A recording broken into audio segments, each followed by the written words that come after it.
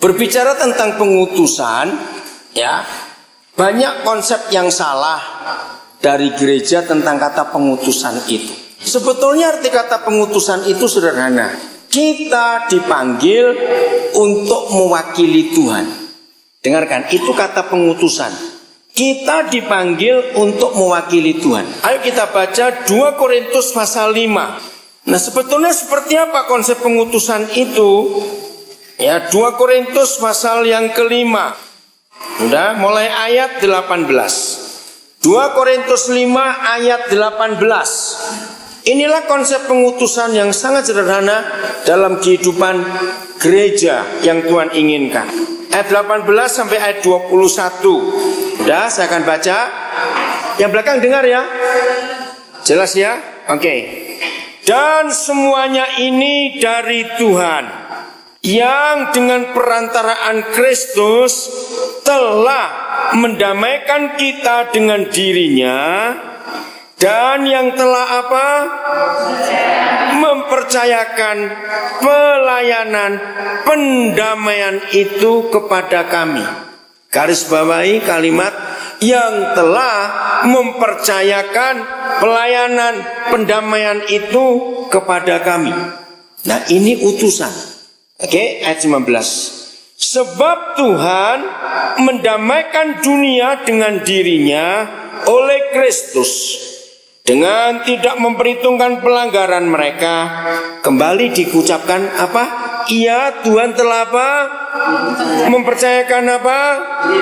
Berita pendamaian itu kepada kami. Oke, sampai 2 ayat ini kita baca, dan 2 kali diulangi oleh Rasul Paulus, telah mempercayakan pelayanan pendamaian itu kepada kami. Apa kalimat lain? Telah mempercayakan pelayanan pendamaian kepada kami. Kalimat lain apa? Telah mempercayakan. Kalau kalian dipercayakan uang sekian ratus juta, itu artinya apa? Telah mempercayakan pelayanan pendamaian kepada kami. Apa kalimat lain? Tanggung jawab, mewakili Tuhan. Oke, masih belum dapat. Ayat 20. Jadi kami adalah baca, kami adalah. Nah, ini pengutusan. Kita adalah utusan Kristus.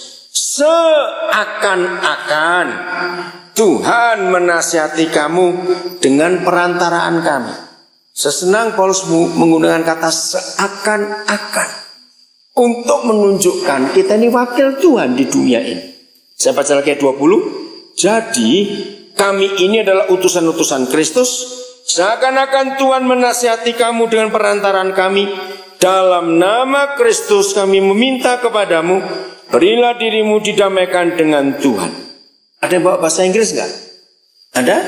Oke, tolong baca kembali ayat yang ke-20. Terjemahan apa itu? King James. Ya, oke. Yang kuat ya, ayat 20. Ada satu kata yang indah sekali di dalam bahasa Inggris. Siapa kita ini? 2 Korintus 5 ayat 20. Yuk. Then we are ambassadors for Christ. Nah, cukup sampai situ. We are the ambassadors of Christ. Ambasador. Bahasa Indonesianya apa ambasador? Duta besar. Itu yang nggak ditulis dalam bahasa Indonesia. Duta besar. Karena kita ini duta besar Kristus yang ada di dunia. Oke, kita bahas sedikit duta besar. Apa fungsi dan tugas duta besar? Mewakili suatu negara di negara lain.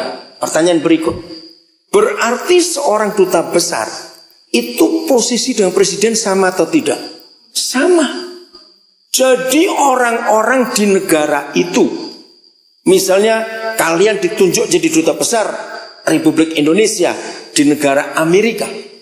Jadi kalau ada orang Amerika ingin tahu Indonesia, nggak perlu datang ke Indonesia, cari duta besarnya.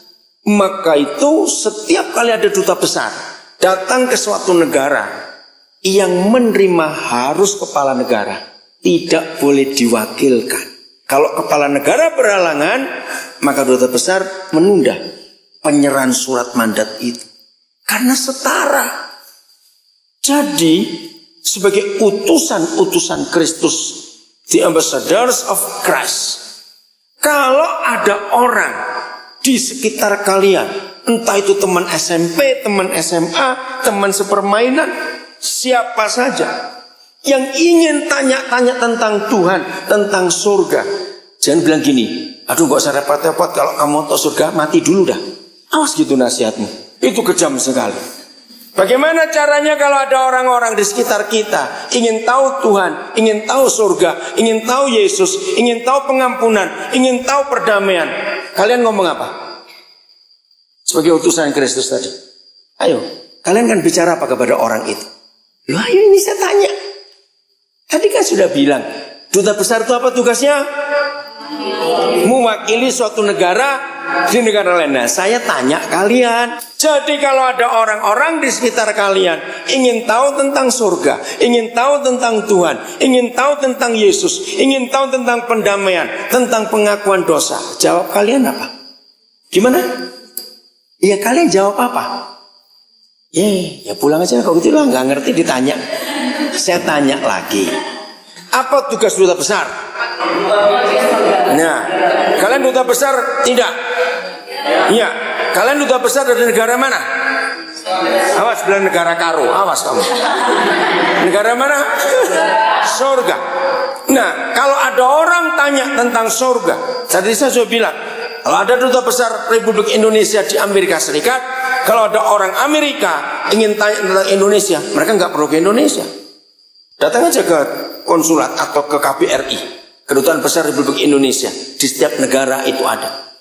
Karena wakilnya. Nah saya tanya, kalau kalian duta besar kerajaan surga di dunia ini, jadi kalau ada orang tanya tentang surga, tentang Tuhan, tentang Yesus, tentang pengampunan dosa, perdamaian semuanya, kalian jawab apa? Apa? Loh, kalian jawabnya apa kalau orang itu tanya? Apa? Cerita lagi jawab. Jadi kalian jawab apa? Apakah mereka perlu ke surga? Enggak. Loh, makanya ini yang saya tanya. Datang ke orang Kristen. Kenapa? Datang ke orang Kristen. Datang ke orang Kristen saja, terlalu jauh. Datang ke kamu.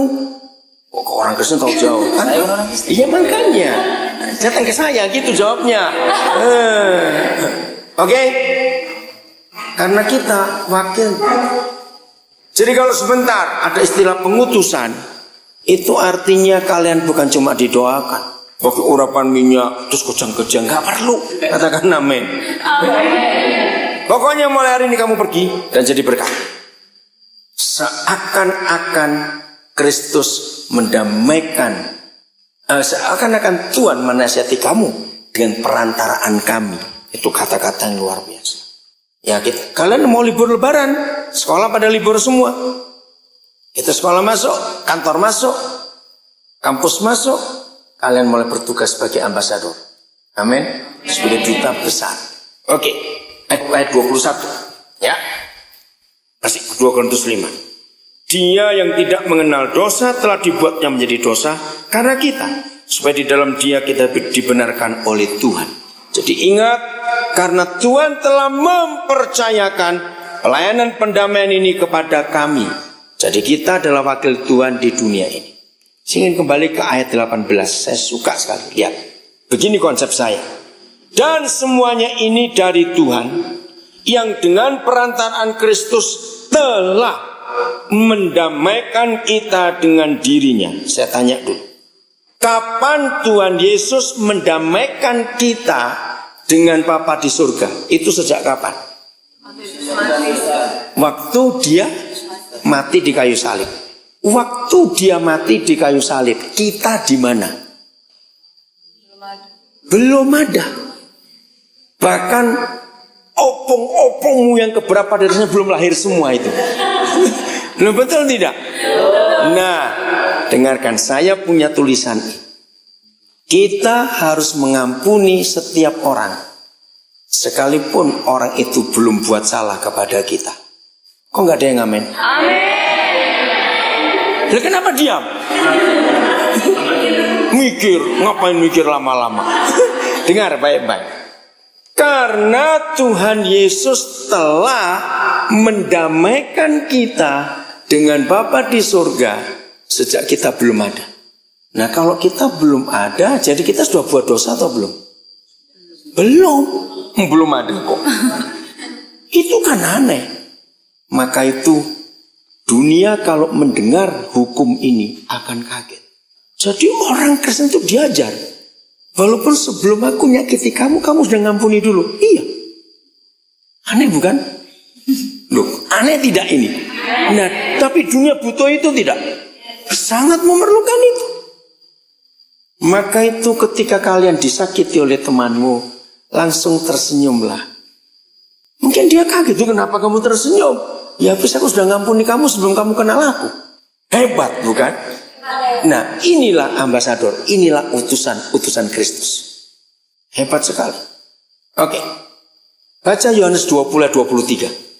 Yohanes 20 ayat 23. Apa yang terjadi ketika pertama kali kita dipenuhi Roh Kudus? Baca ayat 22 dulu ya. Silakan. Ayo. Apa yang terjadi ketika kita pertama kali dipenuhi Roh Kudus? Yohanes 20 ayat 22. Ya, silakan salah seorang. Dan sesudah berkata demikian, ia mengebusi mereka dan berkata, terimalah Roh Kudus. Ya, stop dulu. Yesus berkata, terimalah Roh Kudus. Ayat 23. Apa yang terjadi setelah orang itu penuh Roh Kudus?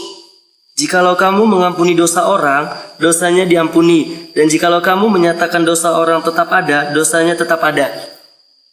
Para pelajar, saudara-saudara yang dikasihi Tuhan, menjadi utusan Kristus itu tidak harus sekolah Alkitab dulu, tidak harus jadi pendeta dulu, tidak harus sekolah teologi dulu, tidak. Menjadi utusan Kristus hanya satu tugasnya, menyatakan pengampunan. Karena dunia memerlukan pengampunan. Ada mahasiswa psikologi di sini? Ada mahasiswa psikologi? Ya, semester berapa? Semester 7. Ada lagi? Kamu ambil jurusan apa psikologinya? Klinis atau pendidikan? Oke, dengar. Di dalam psikologi itu ada sebuah rumus. Ya. Semua orang kena gejala gangguan jiwa, belum gila. Itu penyebabnya cuma satu. 80% kurang lebih karena ada rasa bersalah yang tidak terampuni. Orang hidup yang dikejar rasa bersalah, dia akan stres di dalam. Karena yang dia buat itu menghantui dia terus. Maka itu Tuhan Yesus datang. Dia menyatakan pengampunan dosa. Dan dunia membutuhkan itu. Banyak gereja tidak tahu ayat 23. Saya akan baca dari kalimat terakhir. Jikalau kamu menyatakan dosa orang tetap ada, maka baca baik-baik, maka dosanya tetap ada. Apa kata lain dosa tetap ada? Ya masih ada. Masih eksis dosanya, masih ada. Nah pertanyaannya, menurut ayat itu, kalau begitu, di dunia ini banyak dosa, itu gara-gara siapa? Gara-gara siapa? Gara-gara siapa? Adam dan Hawa. Adam dan Hawa, kejauhan. Mosok kejauhan dari Adam dan Hawa, jauh sekali. Nah, menurut ayat 23, kamu mana Alkitabmu? Kamunya. Menurut Yohanes 20 ayat 23, ternyata dunia ini penuh dengan dosa. Karena gereja yang diberi otoritas untuk mengampuni dosa orang tidak mengampuni dosa. Kapan kita tidak mengampuni dosa orang? Ya ketika kita dendam pada orang itu. Baca pelan-pelan. Kalimat pertama 23. Jikalau dosa orang. Oke, stop dulu. Saudara pernah tahu enggak rahasia ayat itu? Ternyata begini. Yang harus kita ampuni itu tidak hanya orang yang berbuat salah kepada kita. Yang harus kita ampuni itu semua orang yang berdosa. Walaupun dia nggak berurusan dengan kita. Ini luar biasa. Nah kalau orang itu nggak berurusan dengan kita kesalahannya, kita harus tetap mengampuni. Aneh tidak? Aneh sekali. Saya ulangi lagi. Ternyata dosa penuh di dunia bukan karena setan, bukan karena Adam dan Hawa, tapi karena kita yang diberi otoritas untuk mengampuni dosa orang, kita tidak mengampuni. Saya lihat wajah kalian bingung. Hah? Jadi kalau kalian ketemu temanmu, misalnya seorang pencuri di sekolah, Dan yang dicuri bukan barangmu. Dan begitu kalian tahu dia mencuri, panggil dia. Kamu bertobat, Tuhan akan mengampuni kamu. Nyatakan pengampunan.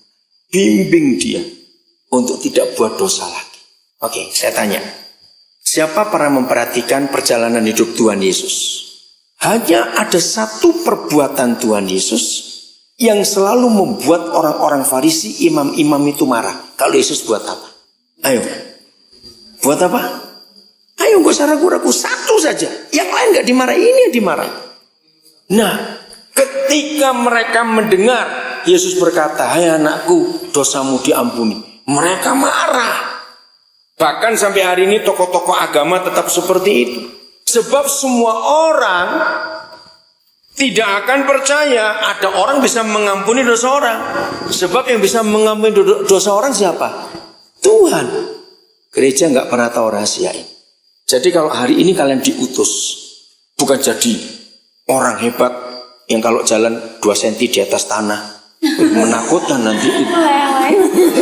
Ini ada hantu ini, ada Kasper sini sekarang ada. Enggak. Kita tetap normal. Tapi kita punya otoritas untuk menyatakan dosa orang itu diampuni. Walaupun dia nggak berdosa kepada kita. Ini yang banyak nggak tahu. Dalam pelayanan saya, banyak orang saya nggak kenal. Tapi kalau Tuhan tunjukkan, maka saya harus menyatakan pengampunan. Saya bimbing orang itu sampai dia kenal kebenaran. Jadi siap bimbing orang? Siap ya, harus begitu. Oke, Yohanes 13 ayat 34 dan 35. Nah, kita lihat lagi. Sebelum kita baca Yohanes 13 ayat 34 dan 35, saya tanya begini. Mengapa kita bisa mengenal, oh ini orang Hindu ini, oh ini orang Islam ini, wah ini orang Buddha. Dari mana kita kenal mereka? Dari apanya? Ciri-cirinya, apanya? Iya, ciri-ciri dalam hal apanya? Pakaiannya atau simbol-simbolnya. Apa? Citra diri? Enggak. Biasanya dari pakaiannya. Semua agama di dunia, Dokter Gigi, dari mana saja ini? Kemana? Nanti aja dulu biar dengar. Surah apa? Oh yang mana? Kan sudah diantar tadi. Oh, enggak mau sebentar aja lagi. Malaman. Tadi Anda diantaranya kemana? Nah gini, dengerin. Kita beri tambah uang, asal dia mau tunggu setengah jam lagi. Ya, bisa Pak. Bisa, nah bisa. Cepetan masuk. Ih, ini anak satu ini. Sama-sama lama-lama. Oke, lanjut. Sampai mana? Lupa tadi. Oh ya, oke ya. Ya. Jadi semua agama di dunia, dengar ya, semua agama di dunia itu punya simbol-simbol. Maka orang tahu. Nah, hari ini kita akan menemukan ayat ini. Baca 34-35. Cepat. Suaranya kenceng gitu loh. Ini orang Batak suaranya ke orang Jawa. Baru kepada kamu. Kurang kencang. Ulangi lagi. Aku memberikan perintah baru kepada kamu, yaitu supaya kamu saling mengasihi. Sama seperti aku telah mengasihi kamu, demikian pula kamu harus saling mengasihi. Dengan demikian, semua orang akan tahu bahwa kamu adalah murid-muridku, yaitu jikalau kamu saling mengasihi. Ya. Dengarkan anak-anak Tuhan, hebat sekali. Tanda kita sebagai pengikut Yesus bukan karena kalung salib. Tanda-tanda salib. Tepuk tangan buat abang kita ini, mau tunggu kita. Terima kasih. Iya. Kayaknya udah dengar dulu ya. Dengar, lanjut. Jadi simbol-simbol kekristenan kita. Ayat 35 saya ulangi lagi kalimat pertama. Dengan demikian berapa orang? Semua orang akan apa? Akan tahu bahwa kita ini siapa? Murid-muridku. Apa simbolnya? Kalau kita saling mengasihi. Dengarkan. Semua agama di dunia punya simbol. Betul? Dari pakaiannya, dari jenggot mereka, ya betul enggak? Ya, dari apa saja. Kita langsung tahu, oh ini Hindu ini, oh ini Islam ini Buddha. Tapi Kristen tidak dikenal dengan simbol, tapi dengan kasih. Belum lama, ini di Cengkareng. Kami baru turun, ya, pelayanan. Nah begitu turun, Ada tim kami berenam. 2 orang tim kami ini lapar karena berangkat pagi nggak sempat makan. Ya udah saya bilang yang 4 tunggu barang.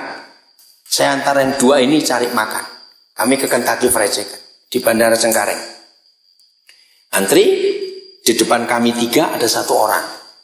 Nah ketika kami masih nunggu 1 orang itu, saya lihat di meja sebelah kiri kami antri ada meja. Duduk 1 keluarga 5 orang, suami istri dengan 3 anak. Nah ketika saya lagi nunggu, yang 2 sudah milih mau apa, milih apa. Saya lihat anak nomor 3 dari keluarga ini, tangannya akan berminyak makan Kentucky.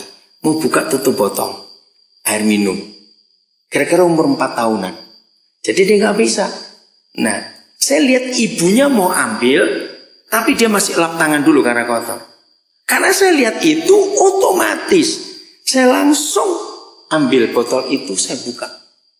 Terus saya kembalikan, anak kecil itu senyum, dan makasih. Begitu saya kembali ke antrian ini, si ibu tuh nyeletuk, "Bapak orang Kristen ya?" Suaranya kenceng. Sampai orang sini tuh dengar. Nah oke, saya tanya. Menurut kalian keluarga ini Kristen atau bukan? Betul. Karena mereka pakai tanda bahwa mereka bukan Kristen. 2 orang tim kami ini cerita. Dan itu jadi diskusi kami sampai berapa hari. Dengar. Dunia akan kenal Yesus lewat kita karena kasih, bukan simbol apa-apa. Itu kan perkara sederhana. Hanya bukakan tutup botol saja. Ternyata reaksi mereka sangat mengejutkan. Bapak orang Kristen. Suatu kali saya pelayanan di kota Kediri di Jawa Timur. Pabrik rokok gudang garam pusatnya di situ. Saya bawa 2 pengusaha, 1 dari Bandung, 1 dari Makassar. Dengan salah seorang anak kami. Jadi kami berempat. Pagi itu ada seminar. Terus saya bilang pada panitia, jangan jemput kami di hotel kami nginap, tapi jemput kami di warung nasi kuning. Satu tempat saya kenal nasi kuning. Oke, mereka tanya kenapa gak dijemput? Sudahlah, saya bilang begitu. Nah, saya beritahu 2 pengusaha ini, mereka kaget. Kalau anak kami sudah tahu, karena hobi saya naik becak. Di mana ada becak, saya naik becak. Untuk berkata tukang becak. Nah, anak saya suruh kamu cari 2 becak, karena kita berempat. Udah, begitu turun, saya bilang, Pak, boleh nggak kita makan bareng? Jadi saya nggak bayar dulu. Mereka senang diajak makan. Udah, kami pesan. Ini masih omong-omong, belum berdoa karena makanan belum keluar. Tiba-tiba salah seorang pengemudi becak itu nyeletuk. Nah kata O itu, baru tahu saya. Bapak-bapak ini orang Kristen ya. Saudara tahu? Dari kalimat itu 2 pengusaha ini berapa minggu diskusi dengan saya. Kenapa? Rupanya pengemudi becak ini belum pernah diajak penumpangnya untuk makan bareng. Dan kami nggak bicara tentang Tuhan, tentang gereja, tidak. Karena 2 pengusaha ini belum pernah ke Kediri. Jadi tanya soal gudang garam, tanya soal kota Kediri bagaimana. Jadi nggak ada kata Kristen sama sekali.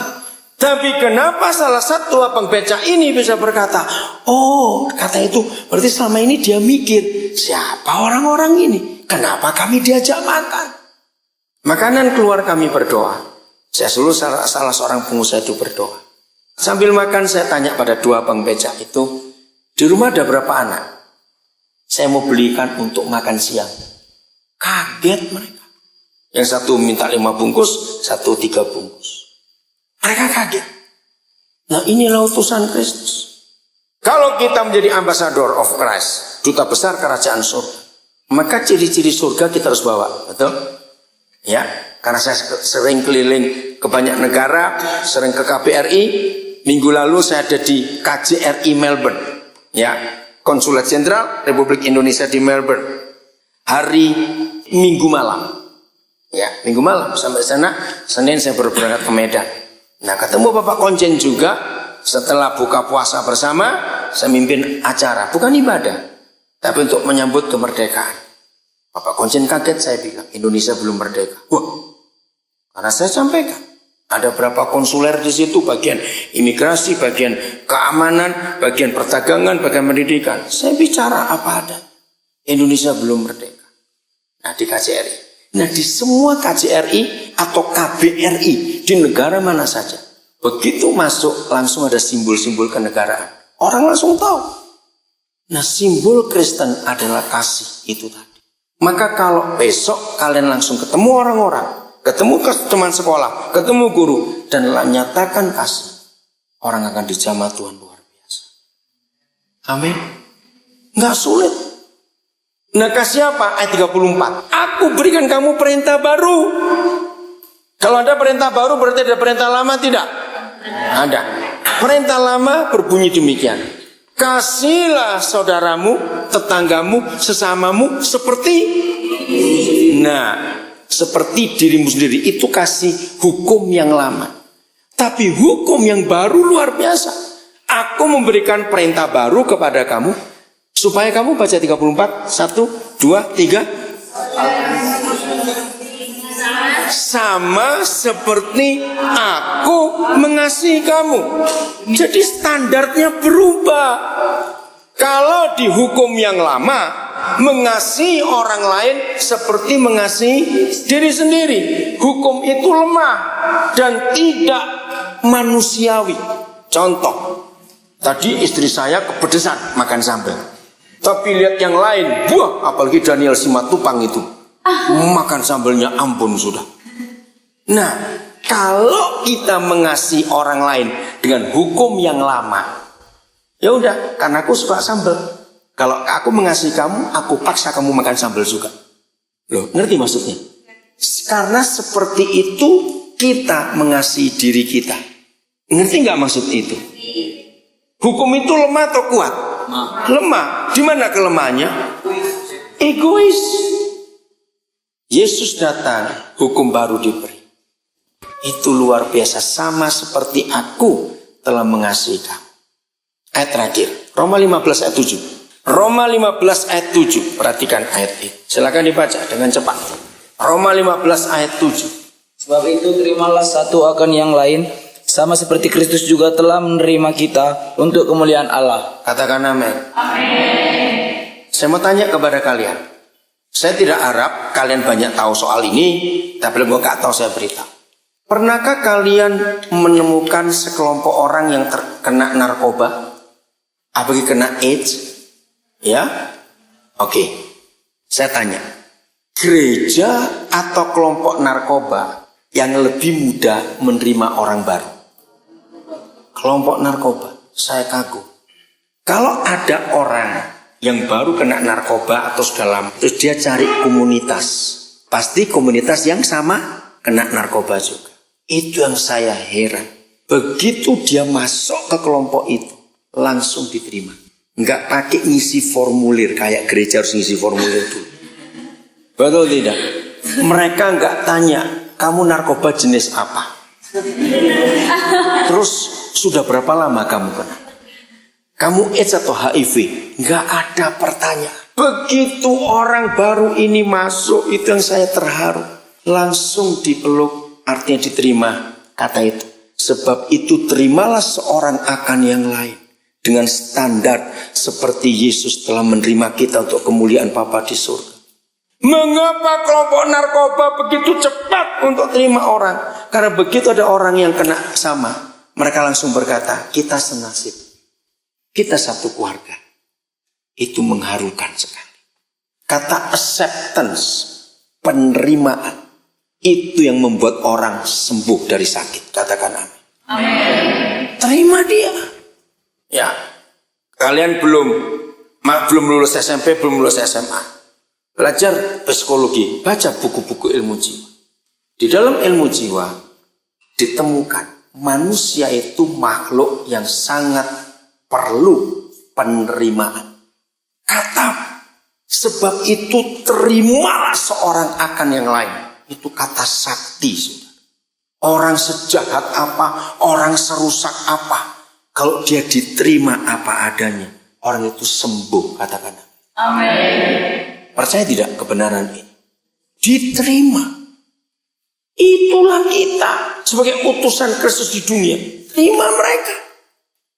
Saya nggak tahu berapa banyak yang belajar tentang politik, bukan politik yang tinggi-tinggi ya. Oke. Di semua rumah duta besar dan di semua kedutaan besar negara-negara di dunia, ada sebuah hukum. Penjahat sekalipun, begitu mereka lari dan bisa masuk ke halaman duta besar, hukumnya apa namanya? Hukumnya apa istilahnya itu? Boleh nggak penjahat ditangkap langsung oleh pemerintah atau penegak hukum negara bersangkutan? Tidak boleh. Tahu nggak itu hukum surga yang dipakai? Saya kagum. Saya lupa namanya hukum apa itu ya? Kekebalan politik itu. Apa? Kekebalan diplomatik. Tapi ini untuk penjahat. Aneh sekali. Itulah hukum Alkitab. Katakan